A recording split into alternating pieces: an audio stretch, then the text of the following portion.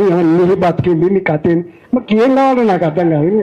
మీరు ఎట్లా అసలు నవ్వస్తాను నవ్వన్నాయడం అని తెలుస్తలేదు. చాలా చిన్న కురుస మనుషులు మీరు, నీడని చూసి భయపడేటోళ్ళు మీరు నీడని చూసి భయపడేటోళ్ళు మీరు. అందుకే నేను ఎక్కువ తక్కువ మాట్లాడను, కానీ మళ్ళీ చెప్తున్నా, నాయకుడికి క్రెడిబిలిటీ లేకుండా పార్టీ జీవించదు. గ్రామంలో ఉన్న లీడర్లకు క్రెడిబిలిటీ లేకుండా గ్రామ ప్రజలు మనకు ఓట్లు వేయరు. కాబట్టి నేను ఒకటే కోరుతున్నా, గ్రామంలో ప్రజల ఓట్ల నాలుకలాగా ఉండండి, తప్పకుండా ప్రజలు ఆదరిస్తారు. కులం చూడని వాళ్ళు గుర్తుపెట్టుకోండి. నేను కళలు చూసిన వాళ్ళు చెప్తున్నా, ఒక ఊర్లో కులం 5 ఓట్లే ఉంటాయి, కానీ ఆయన ప్రజల మనిషి అయినప్పుడు గొప్ప గెలిపిస్తారు. కులం, మతం, వర్గం ఇప్పుడు చూడరు. ఈ బిడ్డడు మంచోడా కాదా, ఈ బిడ్డడు పనిమంతుడా కాదా చూస్తా తప్ప వేరే ఉండేది ఆస్కారం లేదు. కాబట్టి మీరు ఎక్కడ కూడా కొత్త వాళ్ళు పాత వాళ్ళనే భావన పెట్టకండి. కొత్త వాళ్ళు పాత వాళ్ళనే భావన పెట్టకండి, ఒకటే భావన పెట్టండి. మనం ఉన్న దాంట్లో మనం గుర్తించి ఇస్తారని మా భావిస్తున్నాం. అదర్వైజ్ తప్పకుండా గ్రామాన నేను మళ్ళీ చెప్తున్నా, వార్డు మెంబర్ నుంచి మొదలుపెట్టి సర్పంచ్ వరకు, ఎంపీటీసీ మొదలుపెట్టి ఎంపీపీ వరకు, జడ్పీటీసీ మొదలుపెట్టి జిల్లా పరిషత్ చైర్మన్ వరకు, ఇలా కౌన్సిల్ నుంచి మొదలుపెట్టి మా మున్సిపల్ చైర్మన్ వరకు ప్రజల ఆశీర్వాదం ఉంటే గెలుస్తామని నమ్మకం ఉంది. నాకు అహంకారం లేదు. వాళ్ళు ఆశీర్వదిస్తారని కనుక భావిస్తే తప్పకుండా పెట్టుకున్నాం, మనం గెలుచుకున్నాం. సర్పంచ్కి ఏ బీఫామ్ అక్కర్లేదు, ఎవరి దాదాక్షణ అక్కర్లేదు, గుర్తుపెట్టుకోండి. అక్కడున్న వాడికి ఏంటో తెలుసుకున్నాం. కాబట్టి మీరు వెంగటి లెక్కండి, మీరు ఎక్కువ మాట్లాడకండి, ఎవరిని తోనాడకండి.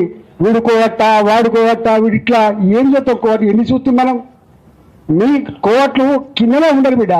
తెలంగాణ ఉద్యమంలో 26 మంది ఎమ్మెల్యే గెలిచినాం మేము, యాదుకుందా? తెలంగాణ ఉద్యమంలో 26 మంది ఎమ్మెల్యే గెలిచినాం. 10 మందిని కోవట్లు చేసుకొని పోయి రాజశేఖర రెడ్డి. కోవట్ల వ్యవస్థ రాజకీయాలకే పరిమితం కాలే, కోవట్ల వ్యవస్థ అన్ని రంగాల్లో ఉండే దాని ఫలితం మీద చూసింది. కాబట్టి కోవట్ల గురించి బాధపడకండి. ఇవాళ నీ లక్ష్యం నెరవేర్చడానికి నువ్వు గొప్ప ఐక్యంగా ముందుకు పోవాలని చెప్పి నేను కోరుతా ఉన్నా. డెఫినెట్గా నేను మళ్ళీ చెప్తున్నా, నాకు స్థానిక సంస్థల ఎన్నికలు లేవు, ఉంటే హుజురాబాద్ మాత్రమే. ఖచ్చితంగా వస్తా, మీ గెలుపు కోసం నేను ఉంటా.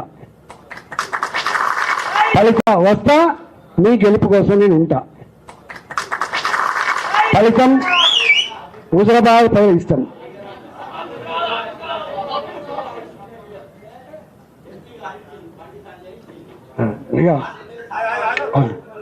ఇవాళ ఒకటి,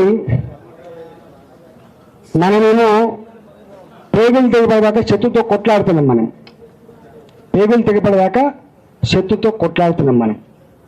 వాళ్ళు జనం చూస్తారు, అది నీకెందుకు నేను ఎందుకు. ఇప్పుడు 2023లో ఏం జరిగింది, ఎవడు వచ్చేసింది కానీ మాట్లాడే దాని గురించి అని. ఎందుకంటే మనకి కూడా ఎక్కడ ఉంటుంది కాబట్టి ఆ లోతులోకి పోను. అవన్నీ ప్రజల హృదయాల్లో ఉంటాయి. ఎప్పుడు బయటకు వస్తాయి?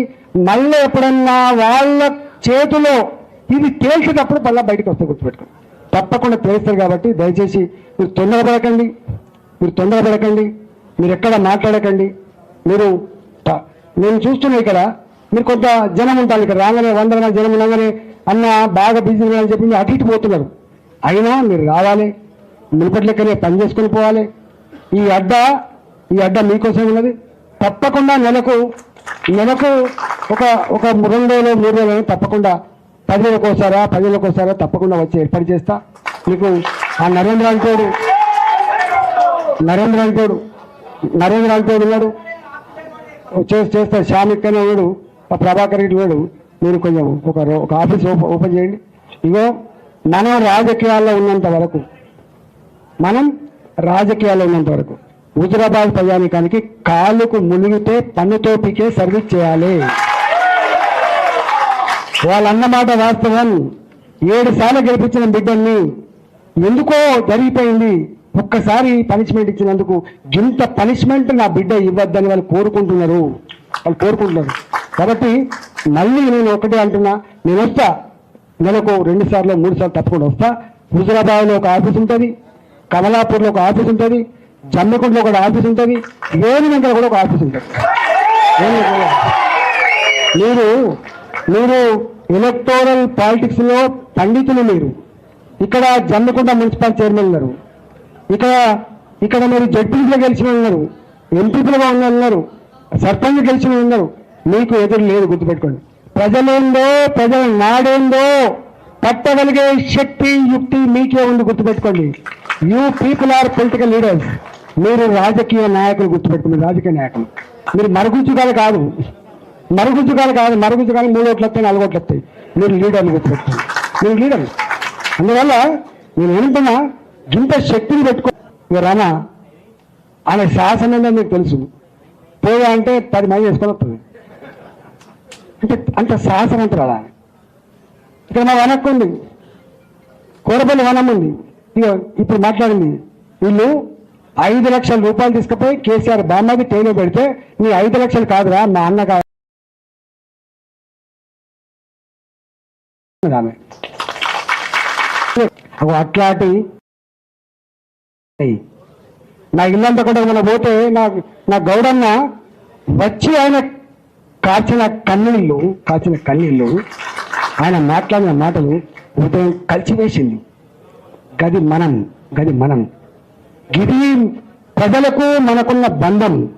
కొద్దిమంది ఉంటారు వీళ్ళు కూడా, అటుపోతుందో బీఫాము, ఇటుపోతుందో బీఫాము, ఆగమం అవుతారు. కాదు బిడ్డ, ఆగమం కావద్దు. ప్రజలు చూస్తూ ఉంటారు, నిన్న దాకా సాతో ఉండే మళ్ళీ లేకపోయా కదా మీరు ఇట్టున్నారు అట్లా కనిపించేయకుండా. మీరు ఆగమాగం కాకండి, నమ్మకం ఉన్నవాడు మాత్రమే ఉండండి. లేకపోతే లేదు. సత్తా ఉన్నవాడు, నమ్మకం ఉన్నవాడు, నా ఆలోచన నడిచి ఉండండి. లేకపోతే కష్టమైంది. కాబట్టి దయచేసి మీరు మంచిగా ఎక్కడ ధర్నాలకే లేదు, ఎక్కడ ఉపాసాలకే లేదు, మంచిగా అన్నం తినండి, మళ్ళీ పోయిరండి. ప్రతి ఆ నరేంద్ర అంటే ఉంటాడు ఆఫీసు. మీకు మనకి ఎందుకు ఏరా డబ్బులు పెట్టి మీకు ఐడియా ఉందా? ఒక ముఖ్యమంత్రికి ఇట్లా మాట్లాడు, ₹1 మిస్టర్ నీ అబ్బా జాగీరు కాదని చెప్పాడు ఈటలా, గుర్తుపెట్టుకో. కొట్లాడితే అక్కడ ఏం కొట్లాడితే ఇంకోటి నాకు అర్థం కాదు. రాజశేఖర్తో కొట్లాడినాడు ఒక అర్థం ఉంది, అంతకంటే ముందు ముఖ్యమంత్రితో కొట్లాడినాడు అర్థం ఉంది, రేషా గారితో కొట్లాడిన అర్థం ఉంది, కిరణ్ కుమార్ గారితో కొట్లాడినాడు అర్థం ఉంది, కేసీఆర్తో కొట్లాడినాడు అర్థం ఉంది. ఎవరితో కొట్లాడి నేను నా పతారం కావాలంటున్నా. నా ఆలోచన చేయండి. అంటే ఆ రోజు నేను మిస్టర్ ముఖ్యమంత్రి నీ అబ్బా జాగీరు కాదు, ఇది ప్రజల సొమ్ము, దానికి కాపలాదాడు మాత్రమే బిడ్డ అని చెప్పినాడు కదా. నేను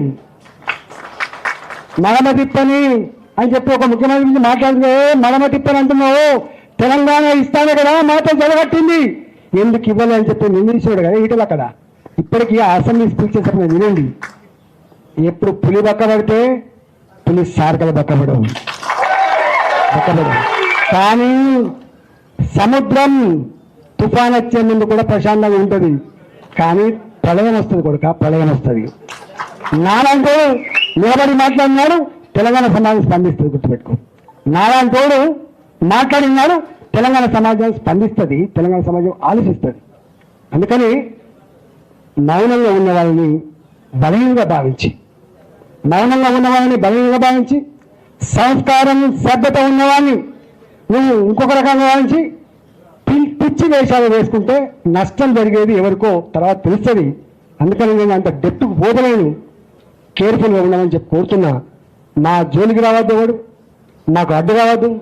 తప్పకుండా హుజురాబాద్ గడ్డ మీద మన జెండా ఎగురుతా అని చెప్పి మనం చేస్తూ మీ అందరికీ శుభాకాంక్షలు ఇస్తాను.